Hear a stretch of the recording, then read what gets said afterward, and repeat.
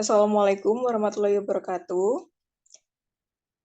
Di sini saya sebagai moderator dalam tugas pengetahuan dengan concern khusus Euglenophyta.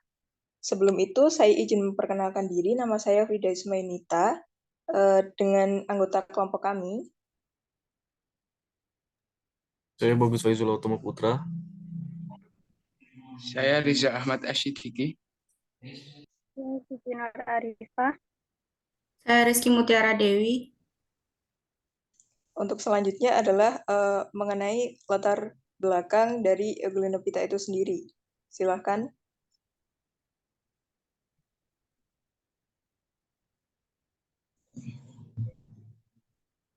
Ya.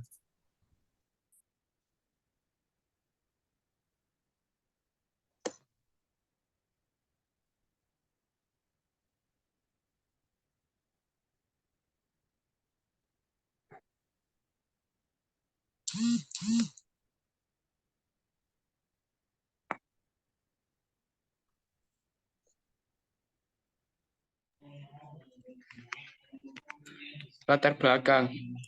Plankton didefinisikan sebagai organisme hanyut apapun yang hidup dalam zona pelagik bagian atas samudera, laut, dan bagian air tawar. Plankton dibagi menjadi beberapa golongan sesuai dengan fungsinya, ukurannya dan daur hidupnya atau sidat sebarannya. Berdasarkan fungsinya, plankton dapat digolongkan menjadi 4 golongan utama, yaitu fitoplankton, zooplankton, bakterioplankton, dan ferioplankton. Fitoplankton terdiri atas 5 divisi, yaitu Cyanophyta, Sirrhizophyta, Euglenophyta, dan Pyrophyta. Masing-masing memiliki perbedaan dalam hal pigmen yang dimiliki, habitat, ukuran tubuh, cara reproduksi, alat gerak, maupun bentuk hidup.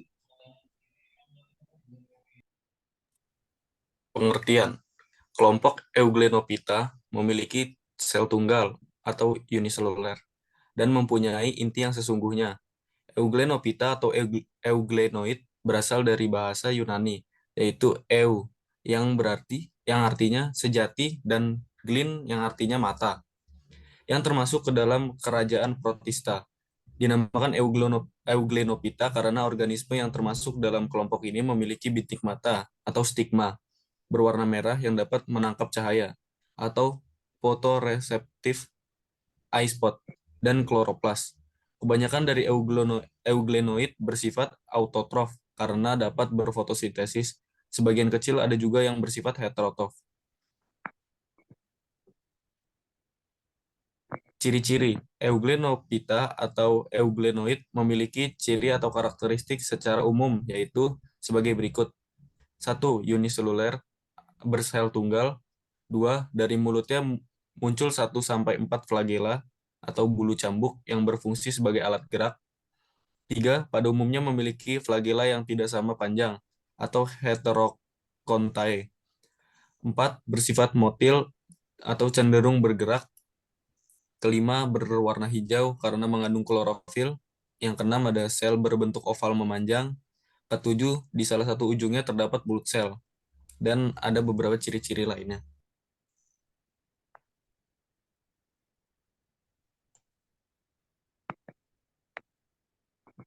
Selanjutnya adalah cara memperoleh makanan. Euglenophyta merupakan kelompok protista yang bersifat seperti hewan dan tumbuhan. Nah, karena bersifat seperti tumbuhan, Euglena dapat berfotosintesis untuk menghasilkan makanan sehingga disebut sebagai organisme fotoautotrof. Nah, Euglena bersifat hewani karena dapat memasukkan zat makanan melalui mulut sel, sehingga disebut sebagai organisme heterotrof.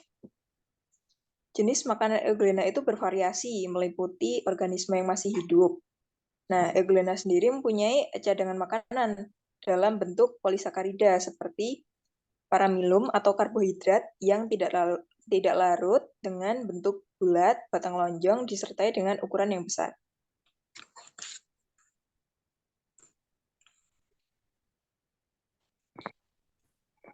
Selanjutnya adalah peranan ekosistem. Pada ekosistem perairan, Euglenophyta termasuk ke dalam fitoplankton yang mana mempunyai peranan sebagai penghasil makanan atau produsen bagi organisme di perairan dan juga bermanfaat sebagai pakan alami ikan. Selain itu, karena Euglenophyta termasuk ke dalam fitoplankton yang dapat menghasilkan oksigen.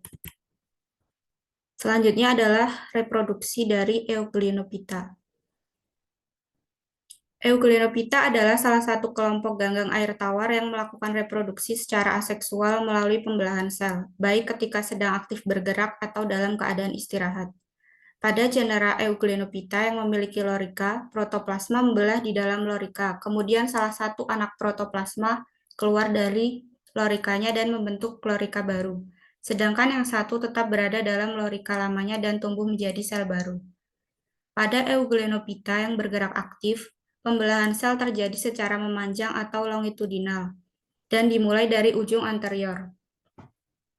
Pada genera yang memiliki satu flagela, Bleparoplas membelah menjadi dua, satu membawa flagela dan satu lagi akan menghasilkan flagela baru. Pada yang memiliki dua flagela dapat terjadi salah satu sel anakan membawa dua flagela lamanya dan sel anakan yang lain akan menghasilkan dua flagela baru atau masing-masing sel anakan membawa satu flagela dan kemudian masing-masing menghasilkan satu flagela lagi. Pembelahan sel pada Euglenophyta yang tidak bergerak aktif dapat terjadi dalam keadaan dibungkus oleh selaput lendir. Hal ini merupakan cara reproduksi aseksual pada Euglenophyta yang memungkinkan terjadinya perkembangan populasi yang cepat. Selanjutnya adalah klasifikasi, yaitu kita memiliki 3. Yang pertama adalah Euglenales, yang kedua Paranemales atau Eutropiales, yang selanjutnya adalah Rhabdomonadales. Nah, filum Euglenophyta ini dibagi menjadi 3 orde, yaitu seperti tadi.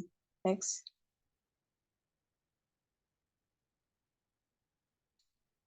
Yang pertama adalah Euglenales. Familinya adalah Euglenaceae dengan 3 genus, yaitu Euglena, Pacus, dan Trachelomonas.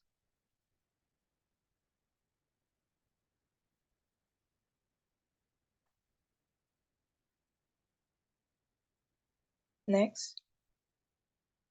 Kemudian selanjutnya ada Paranemales atau Eutreptiales, yaitu dengan family Eutropiaceae dengan 3 genus, yaitu Astasia, Paranema, dan Hyalopacus.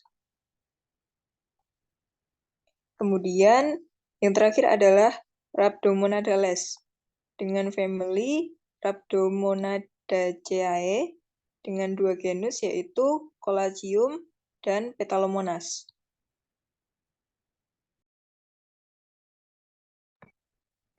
Kemudian kesimpulan. Kesimpulan dari penjelasan tersebut adalah Euglenophyta atau Euglenoid adalah organisme uniseluler yang memiliki bintik mata atau stigma berwarna merah yang dapat menangkap cahaya atau fotoreseptif spot dan kloroplas.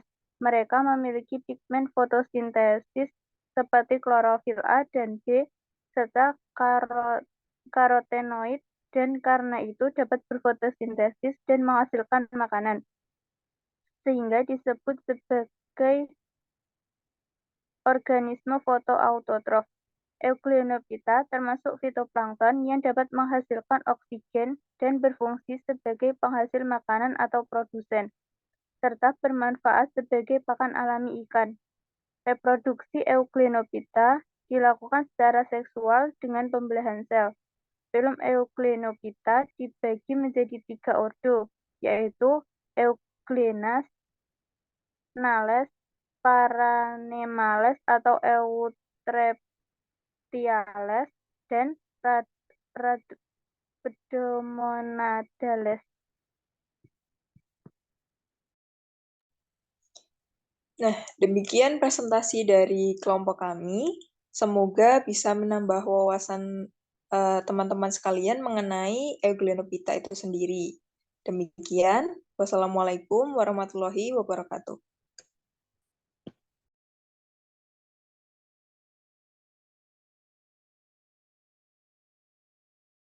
Udah ya?